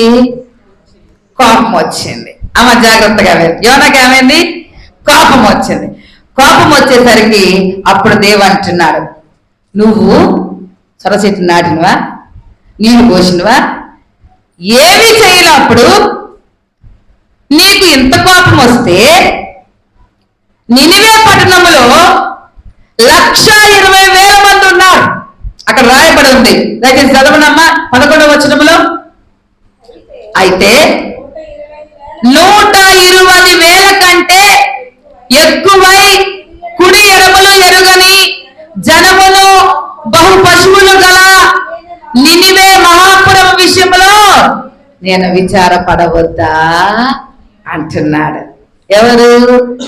దేవుడు అంటున్నాడు, అయ్యా యోనా ఏమాత్రమైనా నీకుందా? నేను నీ ఒక్కడి కోసమే ఇది చేశాను అనుకుంటున్నావా? నీ ఒక్కడికే నేను చూస్తాను అనుకుంటున్నావా? నీ ఒక్కడి కోసం చెట్టేసావుగా. చెట్టు దగ్గర, చెట్టు నీడ కింద, చెట్టు ఎవరికి నీడిస్తుంది? అక్కడ ప్రత్యేకించి ఎవరికి ఒక్కరికి ఇస్తుంది నీడ. చెట్టు కిందకి ఎవరు వెళ్తే వాళ్ళల్లో కులాలు మతాలు చూస్తుందా చెట్టు? దేవుడి ఉద్దేశం కూడా ఏమిటంటే, యోనా నిన్ను ఒక్కడినే నేను ప్రేమించట్లేదయ్యా, నీకంటే అంటే 120,000 అంటే 120,000 మంది ఉన్న ఆ మహాపురము దేవునికి విరుద్ధముగా చెడిపోతూ ఉంటే నాకు విచారం కలగదాయ్యా, నాకు బాధ కలగదాయ్యా, నా ప్రేమ వాళ్ళు పొందుకోవద్దాయ్యా. ఏం పొందుకోవాలంట? నా ప్రేమ వారు పొందుకోవద్దాయ్యా అని చెప్తా ఉంటున్నాడు. యోనాకి అర్థమయ్యే రీతిలాగా ప్రభునందు ప్రియమైన వాళ్ళరా, దీని అర్థం ఏమిటి అంటే యోనాకేమో ఇరుకైన మనసుంది, దేవుని ప్రేమేమో విశాలమైనది. దేవునికి మహిమ కలుగును గాక. మనము కూడా దాన్ని ఎలా అన్వయించుకోవాలి అంటే మనము ఎవరినైనా తక్కువ చూపు చూస్తున్నామా, అంచనా వేసుకుంటున్నామా? కానీ దేవుని యొక్క ఆత్మ ప్రకారము, దేవుని యందు విశ్వాసం ప్రకారము అందరినీ ఒకే రీతిగా మనము ప్రేమించాలి. దేవునికి మహిమ కలుగును గాక.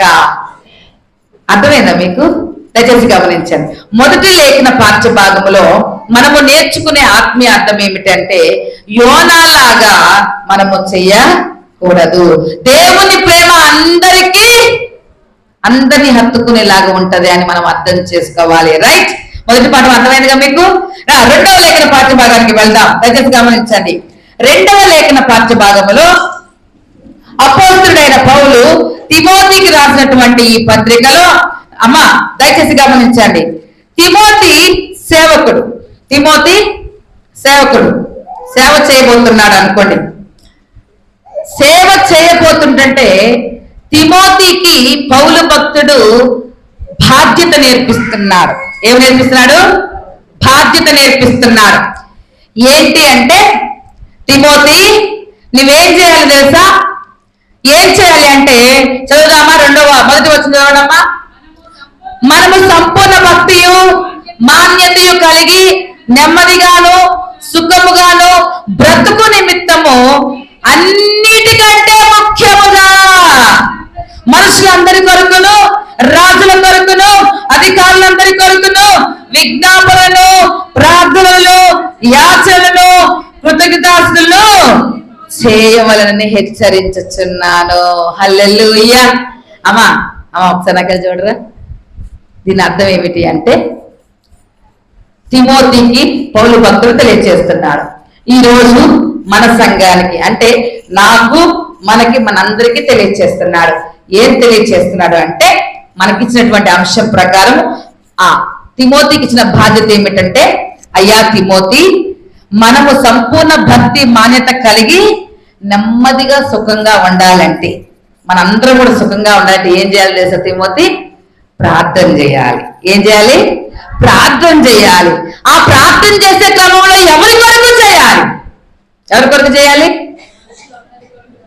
ఎస్, మనుషులందరి కొరకు, రాజుల కొరకు, అధికారుల కొరకు విజ్ఞాపన ప్రార్థనలు మనము దేవునికి మహిమ కలుగునుగాక. హల్లెలూయా. అమ్మా, ఎవరి కోసం చేయాలంట? అర్థమవుతుందా? మనందరూ సుఖంగా ఉండాలంటే మీకు అర్థమవుతుంది చెప్పను నేను. దేశం మొత్తం కూడా సంతోషంగా ఉండాలి అంటే, శాంతి సమాధానంతో ఉండాలంటే మన కుటుంబం ఒకటే మంచిగా సరిపోయిద్దా? ఏం చేయాలా? దేశాన్ని పరిపాలించే పరిపాలకులు బాగుండాల. అవునా కాదా? పరిపాలన బాగుంటే అందరూ.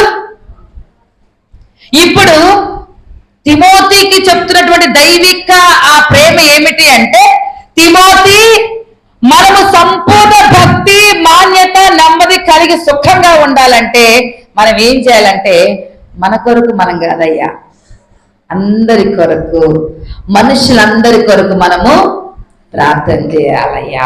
మనుషులందరి కొరకు మనము ప్రార్థన చేయాలయ్యా. రాజుల కొరకు, అధికారుల కొరకు విజ్ఞాపనలు మనము చెయ్యాలయ్యా అని బాధ్యత నేర్పుతున్నాడు పౌలు భక్తులు తిమోతికి. ఈరోజు ఆత్మీయ తల్లిగా చెప్తా ఉంటున్నా.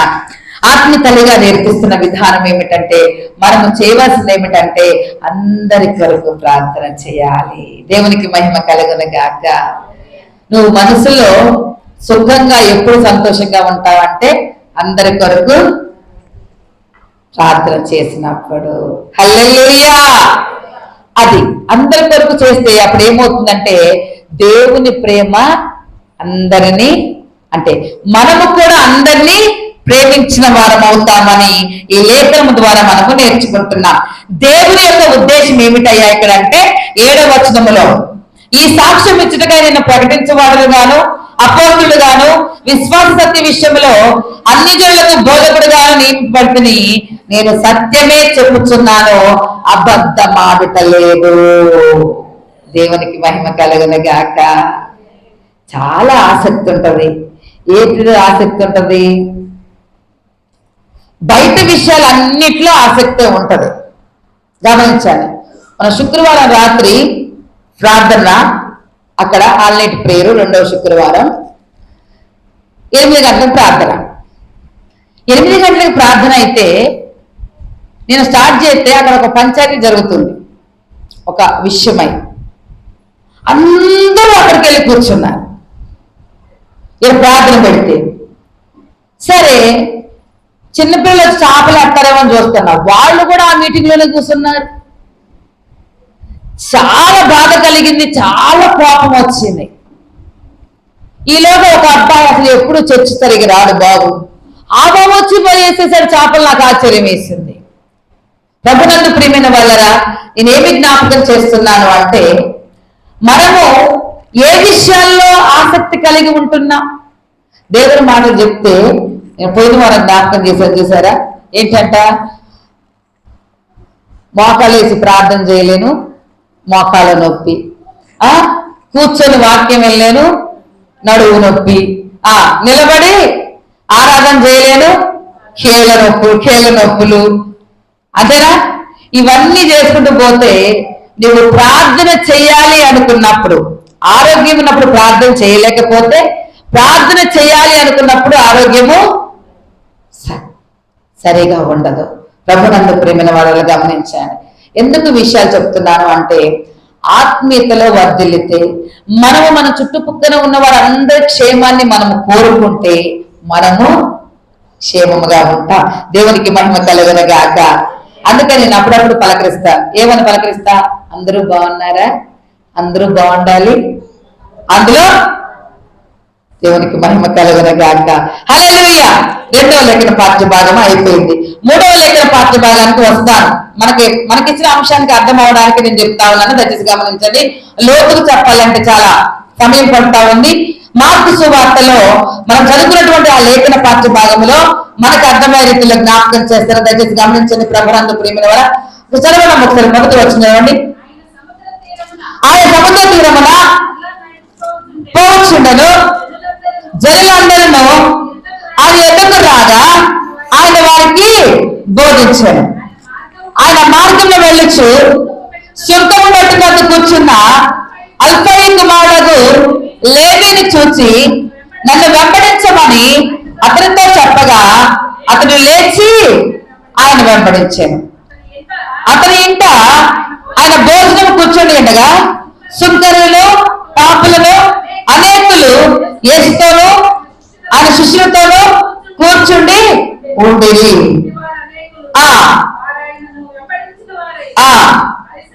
పరిసయ్యుల్లో ఉన్న శాస్త్రులు ఆయన సుంకరులతోనూ పాపులతోనూ భుజించుట చూచి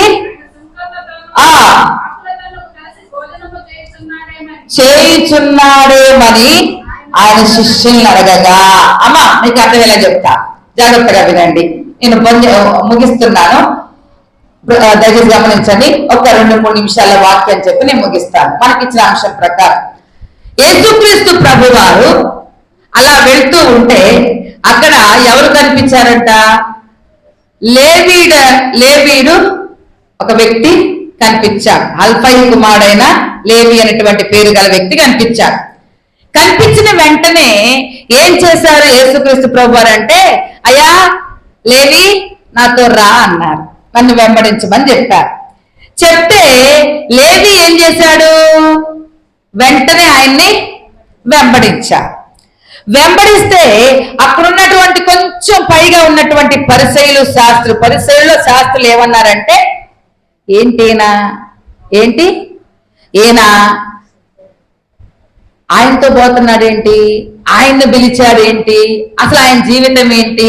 ఆ రోజుల్లో అంట పాత నిబంధన, ఆ రోజుల్లో పాపులతో ఉంటే వారిని అంగీకరించినట్టే అని అది ఒక భయంకరమైనటువంటి సంఘటనగా భావించేవారు. ఇప్పుడు యేసుక్రీస్తు ప్రభు వారు దేవుడిగా వచ్చి అన్ని కార్యాలు చేస్తూ ఆ పాపితో కూర్చోవడం ఏంటి, ఆ పాపితో పోవడం ఏంటి అని వీళ్ళు డిస్కషన్. అందరూ కావాలా వద్దా? ఈ ఉద్దేశం ఏంటంటే, అయితే ఆ లేవీని పిలిచి వెళ్ళినందుకు వీళ్ళు డిస్కస్ చేసుకున్నారు, గుసగుసలాడుతున్నారు. ఈయనేంటి వాళ్ళతో కూర్చోవడం ఏంటి, పైగా పిలవటమే గాక వెనక రమ్మనడమే గాక వాళ్ళ ఇంట్లో కూర్చొని అమ్మా ఆయన పక్కన కూర్చొని భోజనం చేస్తున్నాడు ఏంటని వాళ్ళు ఏం చేస్తున్నారు? మాట్లాడుకుంటున్న వారి దగ్గరకు వెళ్ళి దేవుడు చెప్పిన మాట ఏంటంటే, అవి ఇంకొంచెం మనకు అర్థమయ్యేలా చెప్తా. పోయిన వారంలో ఏం జరిగింది అంటే, మన చర్చి దగ్గర వేసిన ఆ పంపుని చూడడానికి వచ్చారు. వేసిన వాళ్ళు పైన వాళ్ళు వేశారు. వాళ్ళు ఏం చెప్పారంటే 2 వారాల క్రితం వచ్చారు, 1 వారం క్రితం వచ్చారు, ముచ్చినపల్లి వస్తామని చెప్పారు.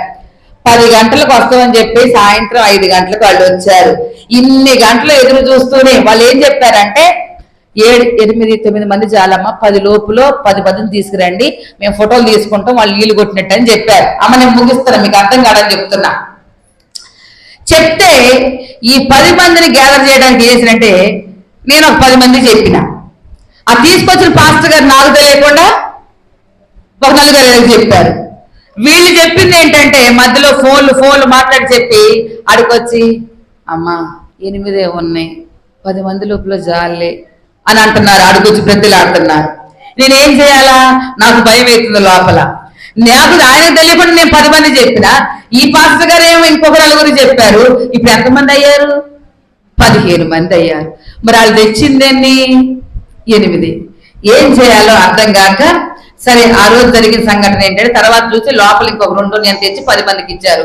ఇక్కడ 20 మంది అయ్యారు. అక్కడ వాళ్ళు ఏం చెప్పారంటే, ఆ 10 మంది పేర్లు కూడా రాసుకోండి, మేము మళ్ళీ ఎల్లుండో రేపు వస్తాం, అప్పుడు ఇస్తాంలే అని చెప్పారు. ఇంతవరకు ఇచ్చిన దాఖలు లేవు. నేనైతే పేర్లు రాసి పెట్టిన, మొత్తం పేర్లు రాసిన, ఎగస్ట్రా వచ్చిన వాళ్ళందరి పేర్లు, నా పేరు కూడా రాసుకోండి అన్నారు, రాసుకున్నా. నేనే తీసుకోలేదు, చెప్తున్నారు. 10 మంది అయిపోయారు అప్పటికి. మళ్ళా ఏం చెప్పారు, తల్లిదండ్రులు కూడా వెళ్తావమ్మా అని చెప్పారు. ఎప్పుడు చెప్పారు? గురువారం వస్తే శుక్రవారమో శనివారమో వస్తానని చెప్పారు. ఈ శుక్రవారం శనివారం అయిపోయింది, మధ్యలో ఏదో జరిగిందంట, వారి బంధువులు ఎవరు చనిపోయారట, మరలా గురువారానికి వస్తామని చెప్పారు. వాళ్ళు అక్కడ కూడా చెప్పింది ఏంటంటే మరలా 10 మందినే అని చెప్పారు. నేను ఆ బుధవారం శుక్రవారం నుంచి చెప్తున్నా, మా పనికి వెళ్ళిన వాళ్ళు ఎవరైనా ఉంటే, పనికి వెళ్ళిన దగ్గరలో ఉంటే వాళ్ళు రాగానే మరి అక్కడికి వెళ్ళి పిలిపించుకురావడం కష్టం కదా, దగ్గర ఉన్న వాళ్ళకి చెప్పండి అమ్మా, 10 మందిని గ్యాదర్ చేయండి చాలు, బిందులు తీసుకొని రమ్మని చెప్తా ఉన్నా. వారం అంతా చెప్పిన, 2-3 రోజులు చెప్పిన, దగ్గర ఉన్న వాళ్ళకి అందరూ చెప్పని చెప్తే ఇక 3వ రోజు రావట్లేదు వాళ్ళకి. నేను చెప్పదలుచుకోలేదు, ఇక అడగదలుచుకోలేదు, కూడా వస్తారని అడగదలుచుకోలేదు, అయిపోయింది. సడన్ గా గురువారం వస్తానని చెప్పారు. చెప్పేసి ఏం చేశారు అంటే మరలా ఇట్లా అని చెప్పారు. సరే దగ్గర ఉన్న వాళ్ళు పిలవండి అమ్మా అని చెప్పి చేశాం. 10 మందిని అన్నారమ్మా, జాగ్రత్తగా వినండి, నేను పరిశుద్ధ స్థలంలో ఉద్యోగం చెప్తున్నా. 10 మంది అని చెప్పి చేసిన తర్వాత అందరూ పనికి వెళ్తారుగా, పనులు ఉన్నాయిగా. నేను అనుకున్నాను పనికి వెళ్ళిన వాళ్ళ దగ్గరలో ఉన్నాళ్ళని. సరే నేనే చెప్పి పాస్టర్ గారు వచ్చినప్పుడు అయ్యగారికి ఒక మాట చెప్పిన, అండి మీరెళ్ళి గబగబా మీకు తెలిసిన వాళ్ళు అంటే అక్కడ ఉన్నారని గబగబా అందరిని పిలవకండి, నేను 10 మంది పనికి వెళ్ళిన వాళ్ళు ఇంటి దగ్గర అక్కడ గ్యాదర్ చేయమని చెప్పిన, మళ్ళీ మీరు చెప్పి నేను చెప్పి అక్కడ 20 మంది అయితే మళ్ళీ మనకు అసలే ప్రాబ్లం వస్తుంది. ఇక్కడ నేను ప్రాబ్లం ఫేస్ చేసిన, ఆ రోజు అయ్యగారు లేరు, ముచ్చినపల్లి వచ్చినప్పుడు నేనే ప్రాబ్లం ఫేస్ చేసినా, నాకు భయం వేసిందని అని చెప్పి పంపించా. పాస్టర్ గారు ఏం మాట్లాడాల, నేనే ఫోన్ చేసి. ఇక్కడికి వచ్చాక వాళ్ళు ఏం చేశారు, 2వ పంపును చూసి దానికి కూడా ఫోటో తీసుకుంటాం అని చెప్పి మళ్ళా గబగబా అక్కడ పిలవాల్సి వచ్చింది. వాళ్ళు బయటికి వెళ్ళాలా, టైం ఏమో 8 గంటలకు చాలా సమయం అయిపోయింది. అట్లా ఏం జరిగింది అంటే దగ్గరున్న వాళ్ళు పిలిపించుకున్న కార్యక్రమం చేశారు. తర్వాత ఒక తల్లి నాకు ఫోన్ చేసి అడిగారు, అసలు విషయానికి వచ్చిన, అసలు ఏం జరిగిందమ్మా, ఏంటి పాస్టర్ గారు ఇటు వచ్చారంట, ఇటు జరిగిందంట, ఇటు ఇచ్చారు చేశారంట, సంఘంలో ఒకటే గుసగుసలు ఆడుకుంటున్నారు, ఒకటే మాట్లాడుతున్నారు, వాళ్ళేనా, వాళ్ళకి ఎవరికో ఇచ్చేసారు అయ్యగారు, వాళ్ళే గుడికి వెళ్తారు, వాళ్ళే ఆరాధన చేసుకోమని చెప్పండి అనేటువంటి లోపలికి దిగిపోయారు.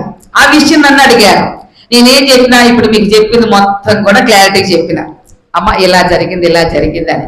ఇప్పుడు టాపిక్ ఏంటంటే యేసుక్రీస్తు ప్రభు వారు లేవీతో కూర్చొని ఇంట్లో భోజనం చేస్తుంటే వాళ్ళందరూ కూడా గుసగుసలు ఆడుతున్నారు. ఈయన వాళ్ళతో పోవడం ఏంటి, ఆయన దగ్గర భోజనం చేయడం ఏంటి అని అనుకుంటున్నారు. అప్పుడు యేసయ్య చెప్పారు, ఏం చెప్పారంటే, అయ్యా నేను వచ్చింది పాపులని పిలవచ్చుని గాని నీతిమంతుల కోసం నేను రాలేదయ్యా అన్నారు.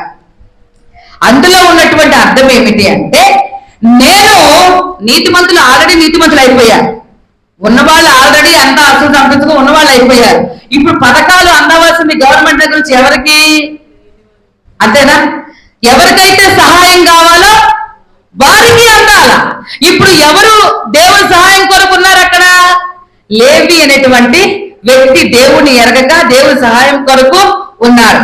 అందుకని దేవుని యొక్క ఉద్దేశం ఏమని మాట్లాడుతున్నాడు దేవుడు అంటే, అయ్యా నేను చేయవలసింది, నేను వచ్చింది ఆయన కోసమే, దేవునికి మహిమ కలుగును గాక అని చెప్తూ మనకు అర్థమయ్యేలా చెప్తా. హాస్పిటల్కి ఎవరు వెళ్తారమ్మా? ఆరోగ్యవంతులు ఎవరైనా వెళ్తారమ్మా హాస్పిటల్కి? వెళ్ళిన మందులు ఏది అంటారా? ఉండవుగా మందులు. అంటే హాస్పిటల్లో ఎవరుంటారు? ఇప్పుడు దేవుడు దాన్ని అక్కడ వర్ణించాడు. అయ్యా నేను రోగుల కొరకే వచ్చా గాని అన్నాడా లేదా లేఖనంలో? ప్రభునందు ప్రియమైన వారా, ఉద్దేశం ఏమిటి అంటే, ఎంతమంది ఎన్ని అనుకున్నా ఎన్ని చేసినా వారికి దేవుడు చెప్పినటువంటి మాట ఏంటంటే, నేను వచ్చింది వీరి కొరకే. ఎస్పెషల్లీ ప్రభునందు ప్రియమైన వారు, ఈ ఉద్దేశం కొరకు నేను వచ్చానయ్యా, అందుకని నేను ఆ లేవి ఇంట్లో బస చేయవలసి వచ్చింది, ఆయనతో కలిసి భోజనం చేయవలసి వచ్చింది. ఆయన కూడా నా శిష్యుడు కావాలయ్యా, నా ప్రేమ ఆయనకు కూడా అందుకోవాలయ్యా.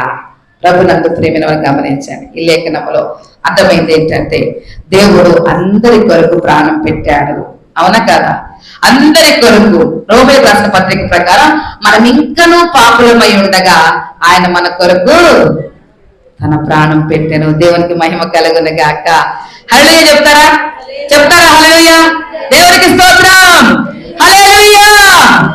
దయచేసి గమనించండి, మనకిచ్చినటువంటి అంశం ప్రకారము దైవిక ప్రేమ అందరినీ హత్తుకొనుటలో దేవుడు ఉత్తర పత్ర లేఖన పాఠ్యభాగం ప్రకారము ఇశ్రాయేలు ప్రజలను తన ప్రేమతో హత్తుకున్నాడు. యోనా గ్రంథములో దేవుడు నినివే ప్రజలందరినీ కూడా ప్రేమతో హత్తుకున్నాడు. దానికి కోపపడ్డటువంటి యోనాకి వివరించి చెప్పాడు. 2వ లేఖన పాఠ్యభాగంలో సేవ చేయవలసిన తిమోతి చెప్తున్న మాట ఏంటంటే, తిమోతి ఒకరిగా నువ్వు చూడొద్దయ్యా, మనము సేవకులం కాబట్టి సేవ చేయాలి కాబట్టి మనకి అందరూ సమానమే, మనం అందరి కొరకు ప్రార్థన చేయాలయ్యా. అందులో అందరూ ఉండొచ్చు, అందరూ ఉంటారు, రాజులు ఉంటారు, అధికారులు ఉంటారు, అందరూ ఉంటారయ్యా. దేశమంతా రక్షణ పొందాలి, దేశమంతా బాగుపడాలంటే నీ కుటుంబం ఒకటి బాగుపడితే కాదయ్యా.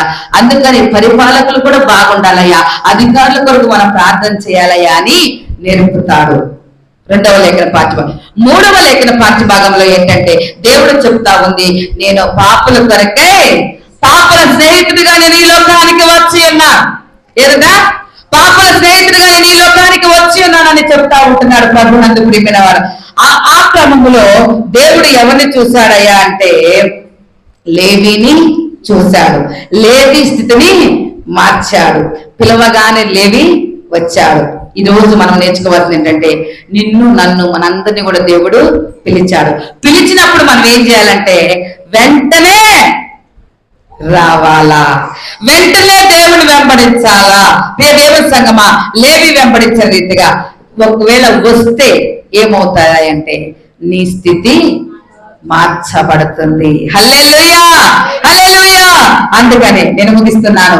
నా స్థితి చూచిన ప్రేమ, నాపై జాలిని చూపిన ప్రేమ, నా స్థితి చూచిన ప్రేమ, నాపై జాలిని చూపిన ప్రేమ, నాకై పరుగెత్తి కౌగలించి మోదాడి కన్నీటిని తుడిచే, నాకై పరుగెత్తి కౌగలించి మోదాడి కన్నీటిని తుడిచే ఆశ్చర్య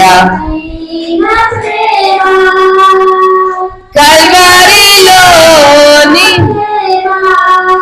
మరణము కంటే బలమైన ప్రేమది, నన్ను జయించని ప్రేమ. హల్లెలూయా. అక్కడ ఉన్న వారందరికీ కూడా ఆశ్చర్యమైంది. ఏం చూసి? ఒక పాపిని, ఒక లేవీని పిలవడము ఏంటి ఆయన అని ఆశ్చర్యమైంది. దేవుడు ప్రేమే ఆశ్చర్యమైంది, అవునా కదా? కల్వరిలో ప్రేమ, ప్రాణం పెట్టేటువంటి ప్రేమ. ఆయన దగ్గరకు వెళ్తే మన స్థితిని ఆయన మారుస్తాడు, ఆయన బాహుబలం చేత నడిపిస్తాడు. అట్టి కృపాధన్యత పరిశుద్ధాత్మ దేవుడు మనకు, మన సంఘానికి చేరవచ్చిన వారందరికీ దయచేయును గాక. ఆమేన్. అమ్మ, అందరికీ వందనాలు తెలియజేస్తా ఉంటున్నాను. గంట అయింది, మీకు ఎంత అయినట్టుంది? 10:10కి స్టార్ట్ చేసిన వాక్యం 11:15 అయింది. వాక్యం వేసరికి ఎంత అయింది? అవి ఆఫ్ చేయండి. గంట అయింది. ఎవరైనా విసుకొచ్చిందా అంటే అంటారులే, ఇంటికి వెళ్ళి ఇంతసేపు కూర్చోబెట్టారు అమ్మగారు, అసలు ఇంతసేపు చెప్తే ఎట్ట అంటారా అంటారు కదా మంచోళ్ళు. దేవునికి మహిమ కలుగును గాక. మీ అందరికీ వందనాలు. ప్రకటనలు దయచేసి గమనించండి. ప్రభునందు ప్రియమైన వారులారా, ఆ చిన్న ప్రకటన 14వ తారీఖు